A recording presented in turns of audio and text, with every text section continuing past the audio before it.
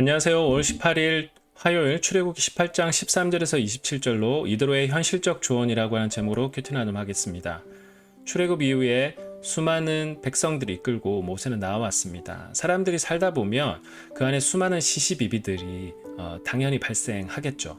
그래서 모세는 수많은 사람들 사이에서 시시비비를 또 가려주고 올바른 방향으로 백성들을 인도하기 위해서 재판을 굉장히 많이 감당했습니다.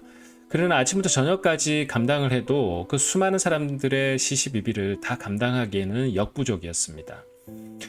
오늘 보는 이 사진은 모세의 자리라고 이야기하는데요. 실제로 모세가 앉았다라기보다는 이런 자리가 바로 그렇게 재판하는 자리였다. 그 성문 앞에 사람들이 모여서 재판을 했던 곳입니다. 성지순례 때 제가 찍은 사진인데 이런 느낌이었다라고 좀 생각하시면 되겠습니다.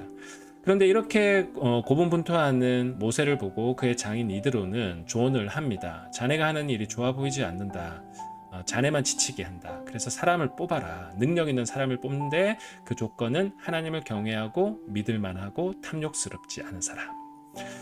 이 능력 있는 사람이라고 하는 것이 우리가 그냥 세상적인 능력 있는 사람과는 분명히 다르죠. 우리가 하나님의 나라를 살아가는 사람들에게 있어서 능력 있다.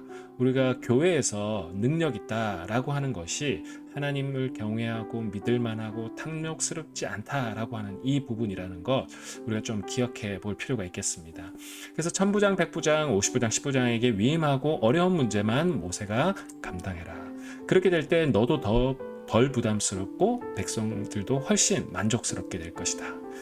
미국에서 여러분 혹시 DMV 서비스 받아보신 적 있으십니까? 굉장히 딜레이도 많고 뭔가 행정적으로 굉장히 매끄럽지 못한 부분, 그럴 때 굉장히 DMV에 대한 고객 만족도가 거의 미국에서 최하위라고 하는 것을 아마 여러분 들어서 아실 겁니다. 모세 혼자서 다 감당하니까 백성들의 그 민원을 다 감당할 수 없으니까 불만족스러울 수밖에 없는 겁니다. 그래서 현실적인 이 이드로의 조언을 모세는 받아들이게 되고 그렇게 실천을 합니다. 그래서 이러한 일들을 실천해 나가고 또 이드로는 자기 고향으로 돌아가는 모습으로 오늘 본문이 마무리되고 있습니다.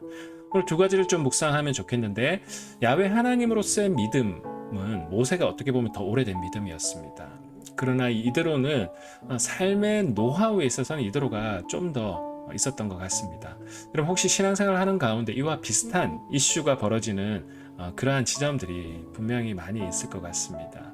믿음의 중요한 가치와 더불어 실질적인 또 조언이 필요한 부분들, 그러한 이슈들이 뭐가 있는지 한번 생각해 봤으면 좋겠고, 두 번째는 예수님이 12제자를 세우는 것과 사도행전에서 나오는 7명의 집사들을 세우는 과정, 거기에 나오는 덕목들도 한번 묵상해 보았으면 좋겠고, 또 오늘날 더불어서 하나님의 일을 하는 가운데 새롭게 우리가 세워나가야 될 그러한 지점들, 그 행정적인 부분들, 또 사람들, 적세적소에 오늘날 필요한 또 덕목들은 무엇이 있을까, 또 실질적인 부분에서도 한번 함께 고민해 보시는 하루 되시기를 축복합니다.